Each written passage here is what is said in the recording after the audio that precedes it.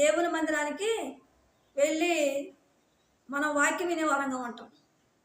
వాక్యం వినేవారంట 4 రకాలుగా ఉంటారు అని చెప్తున్న దేవుడు. 4 రకాలంటే కొంతమంది వాక్యం వినేవారుగా ఉంటారు. దేవుని మందిరానికి వెళ్ళి వాక్యం వింటారు, కానీ ఆ వాక్యాన్ని ఎమ్మటే మర్చిపోయేవారుగా ఉంటారు.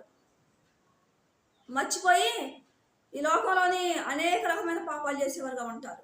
వారు త్రోవ పక్కన పడిన విత్తనాలు అంటున్న దేవుడు.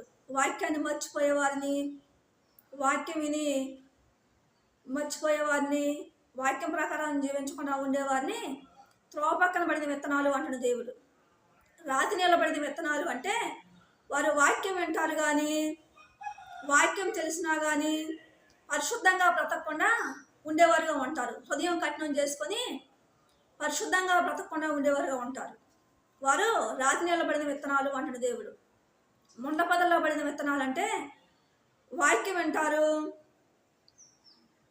2 రోజులు 3 రోజులు వాక్యం ప్రకారం జీవించేవారుగా ఉంటారు. కొన్ని రోజులు పరిశుద్ధంగా జీవించేవారుగా ఉంటారు. తర్వాత మళ్ళా పాపంలో పడిపోయేవారుగా ఉంటారు. ఈ లోకానుసరమైన జీవితం జీవించేవారుగా ఉంటారు. మంచి నీళ్ళ పడిన విత్తనాలు వాక్యం వింటారు, ఆ వాక్యం విని ఈ లోకానుసరమైన జీవితం జీవించకుండా పరిశుద్ధంగా జీవించేవారుగా ఉంటారు.